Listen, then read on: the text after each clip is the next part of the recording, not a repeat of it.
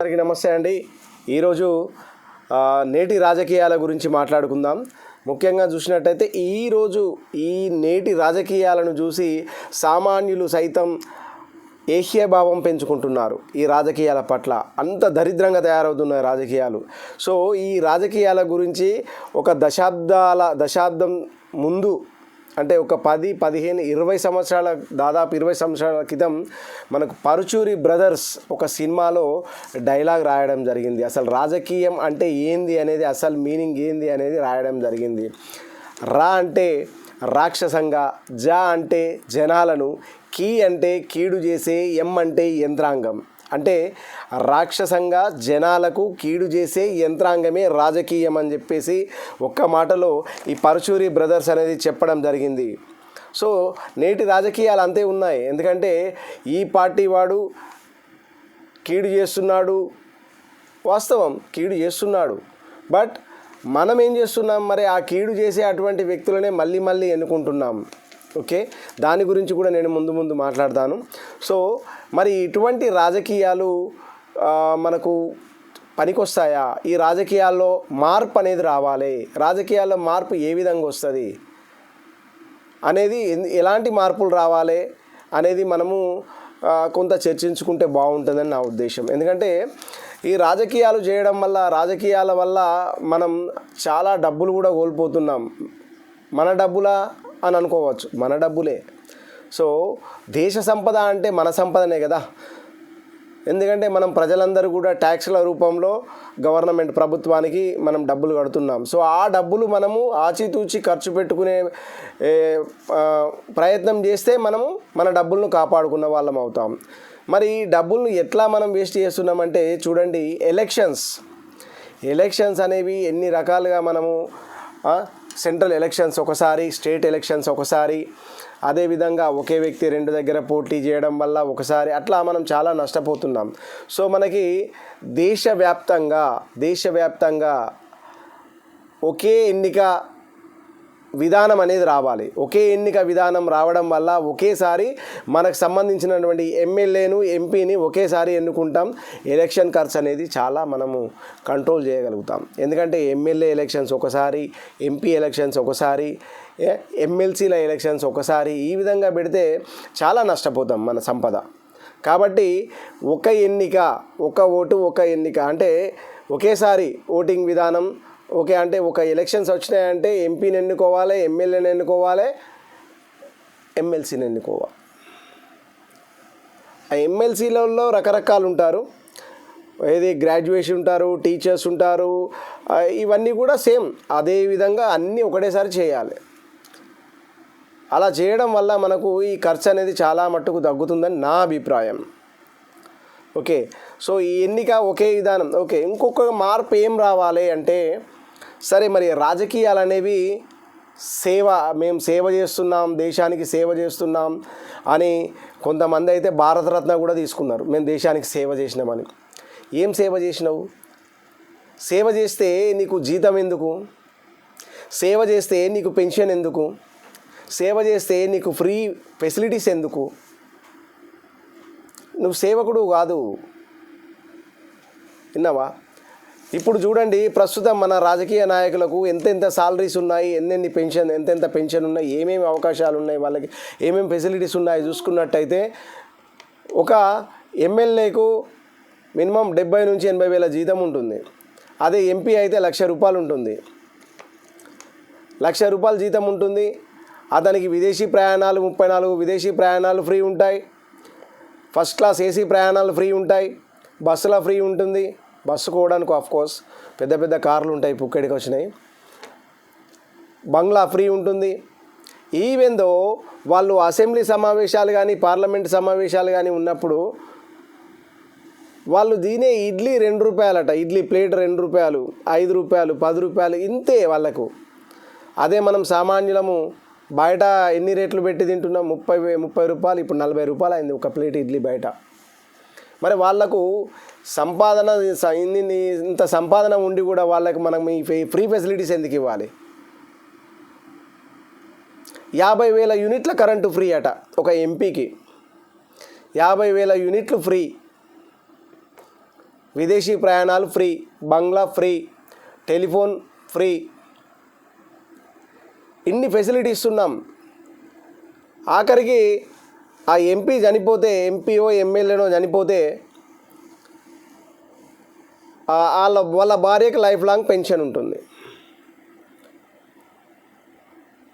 For example ఇప్పుడు MLA MP ఇప్పుడు 5 సంవత్సరాలు ఎన్నికయ్యిండు, తర్వాత ప్రభుత్వం పడిపోయింది, వేరే వాళ్ళు వచ్చారు. సో ఆయన మాజీ ఎమ్మెల్యే అయ్యిండు. మాజీ ఎంపీలకు కూడా మనం పెన్షన్ ఇస్తున్నాం. మాజీ ఎంపీలకు కూడా. ఇంకో విచిత్రం ఏంటంటే, ఒక వ్యక్తి ఒకసారి ఎమ్మెల్యే అయ్యిండు, ఇంకోసారి ఎంపీ అయ్యిండు. సో ఇప్పుడు మాజీ అయ్యిండు. ఆ ఎంపీ పెన్షన్ వస్తుంది, ఎమ్మెల్యే పెన్షన్ వస్తుంది. పుష్కన ఆయన పోతే ఆ 2 పెన్షన్లు మళ్ళీ అలా భార్యకు వస్తాయి. ఇదెక్కడి న్యాయం? అది సేవ. రాజకీయం అనేది సేవ అని చెప్పుకుంటారు రాజకీయ నాయకులు. మరి సేవ చేసినప్పుడు ఇంత సంపదను మీరు పెన్షన్గా, జీతాలుగా, ఫ్రీ ఫెసిలిటీస్గా ఎందుకు తీసుకుంటున్నారు? మరి 10-15 ఏళ్ళు కష్టపడి, డిగ్రీ కాగానే 10 సంవత్సరాలు కష్టపడి, 5-10 సంవత్సరాలు కష్టపడి చదివి ప్రభుత్వ ఉద్యోగం కోసం కష్టపడి చదివి ప్రభుత్వ ఉద్యోగం సంపాదిస్తే అతనికి మీరు పెన్షన్ ఇస్తలేరు. పెన్షన్ తీసేసిర్రు. No pension. ఎందుకు మరి? మీది సేవ అయినప్పుడు మీకు ఫ్రీ ఫెసిలిటీస్ ఇవన్నీ ఎందుకు? సరే, మరి మీది సేవ కాదు, జాబ్ అనుకోండి, ఉద్యోగం అనుకోండి. ఉద్యోగం అంటే మీకు గ్రాడ్యుయేషన్ ఉందా? మినిమం క్వాలిఫికేషన్ ఏదైనా ఉందా? రాజకీయ నాయకునికి ఎమ్మెల్యేకి పోటీ చేయాలంటే అర్హత ఇంత చదవాలని ఉందా? లేదు కదా. ఇవన్నీ మన లొసుగులు. ఈ లొసుగులన్నీ కూడా మనము మార్చాలి. ఈ లొసుగులన్నింటినీ మార్చాలి. రాజకీయాల్లో ఇంకా చాలా ఉన్నాయి. ఇంకొకటి ఏంటంటే, వీడు మర్డర్లు చేస్తాడు, మానభంగాలు చేస్తాడు, పోయి జైలు ఉంటాడు, జైల్లో నుండే నామినేషన్ వేసి ఎంపీగా గెలుస్తాడు. మరి ఒక నిజాయితీ పరుడు అనుకోని ప్రమాదంలో అనుకోకుండా ఏదో జరిగిన తప్పిదం వల్ల పోయి జైలు ఉంటాడు. మరి ఆ జైలు ఉన్న వ్యక్తికి ఓటేసే హక్కు లేదు. ఇది ఎక్కడ న్యాయం? మర్డర్లు, మానభంగాలు చేసిన వ్యక్తి ఏమో జైల్లో ఉండి కూడా పోటీ చేయొచ్చు. ఒక సీదా వ్యక్తి, జైల్లో ఉన్న వ్యక్తి ఓటేయరాదు. ఇంకోటి, ఒక్కడు ఎమ్మెల్యేగా 2 ప్రదేశాల నుంచి పోటీ చేయొచ్చు, ఎంపీగా 2 ప్రదేశాల నుంచి పోటీ చేయొచ్చు. మరి నాకు ఎందుకు 2 జాగాల్లో ఓటేయరాదు? ఇప్పుడు నా నియోజకవర్గం, నేను పుట్టింది ఒక విలేజ్లో, ఆ విలేజ్ వేరే డిస్టిక్లో ఉంది. సో నా సొంత ఊర్లో నాకు ఓటు హక్కు ఉంది. బట్ నేను వృత్తిరీత్యా టౌన్కి వచ్చిన, టౌన్లో నేను ఇల్లు కొనుక్కున్నా, ఇక్కడ కూడా నాకు సొంత ఇల్లు ఉంది, ఇక్కడ కూడా నాకు ఓటు హక్కు ఉంది. మరి నేను అక్కడ వేయాలి, ఇక్కడ వేయాలి. నాకు కూడా 2 సార్లు, ఇప్పుడు ఎమ్మెల్యే ఎంపీలకు 2 సార్లు పోటీ చేసే అవకాశం ఇచ్చినప్పుడు నాకు 2 జాగాల ఓటు వేయడానికి నాకెందుకు అవకాశం ఇయ్యరు? ఇదెంతవరకు కరెక్టు? ఇవన్నీ నేటి యువత ఆలోచించవలసిన అవసరం ఎంతైనా ఉంది. సామాజిక కార్యకర్తలు అందరూ కూడా దీనిపై దృష్టి పెట్టాలి. అదేవిధంగా రీకాల్ పద్ధతి అనేది కంపల్సరీ ఉండాలి. ఎలక్షన్లలో నేను అది చేస్తా, ఇది చేస్తా అని ప్రామిసులు చేసి ఎలక్షన్ అయిపోయినాక పదవి వరించిన తర్వాత అన్నీ మర్చిపోతారు, ప్రజలను పట్టించుకోరు. సో మరి అటువంటి వ్యక్తులను రీకాల్ విధానం ద్వారా మళ్ళీ మనము బ్యాక్ తెప్పించుకునే అవసరం, అతని ఆ పదవి నుంచి పదవిచ్యుతిని చేయడానికి మంచి అవకాశం ఈ రీకాల్ వ్యవస్థ అనేది. మనము దాన్ని అందుబాటులోకి తెచ్చుకునే ప్రయత్నం చేయాలి. అంటే నేను మాట్లాడుతుంటే ఇవన్నీ పాయింట్స్ అన్నీ కరెక్టే, ఖచ్చితమే అనుకుంటారు, కానీ ఎవరు పట్టించుకోరు. ఎవరో ఒకరు ముందుకు రావాలి, ఎవరో ఒకరు ముందుకు వచ్చి పోరాటం చేస్తే కానీ ఇవన్నీ మనం సాధించుకోలేం. విన్నారా? ఇంకోటి, ఇప్పుడు పైసలు లేని రాజకీయాల్లో పార్టిసిపేట్ చేసే అవకాశం లేదు. ఇప్పుడు ముఖ్యంగా చూసినట్టయితే ఈ గ్రామాల్లో వార్డు మెంబర్ కానీ, సర్పంచ్ కానీ, ఎంపీటీసీ కానీ, జెడ్పీటీసీ కానీ, టౌన్లో కార్పొరేటర్ కానీ ఆ ఎలక్షన్లో పోటీ చేయాలంటే మినిమం, ఇప్పుడు గ్రామాల్లో చిన్న గ్రామం అయితే మినిమం 10 నుంచి 15 లక్షలు, ఒక మేజర్ గ్రామ పంచాయతీ అయితే ₹1,00,00,000, కార్పొరేటర్ అయితే ఒక 5 కోట్లు మినిమం ఉండాలి పోటీ చేయడానికి. మరి సాధారణ వ్యక్తి సామాజిక స్పృహ ఉండి నేను ఎంతో కొంత సమాజానికి సేవ చేయాలి అని అనుకునేటువంటి వ్యక్తి పోటీ చేయాలంటే అయ్యే పనేనా ఇది? కాదు. కాబట్టి మనము ఈ డబ్బులకు ఓటు అమ్ముకోవడం అనేది, డబ్బులు పంచి నేను ఓట్లు కొంటాననేది, ఈ వ్యవస్థ అనేది మారాలి. ఇంకోటి, రాజకీయాల్లో ఇప్పుడు ఎట్లా ఉందంటే, మనం గెలిస్తేనేమో మేము నీతిగా గెలిచినాం, పక్కోడు గెలిస్తేనేమో వాడు చీటింగ్ చేసి గెలిచిండు. ఇప్పుడు కొన్ని ప్రభుత్వాలు అప్పుడు మనకి ఎలక్ట్రికల్ ఓటింగ్ లేనప్పుడు ఏమన్నారు, ఓట్లు గుద్దిరు అన్ని దొంగ ఓట్లు గుద్దుకొని గెలిచిరన్నారు.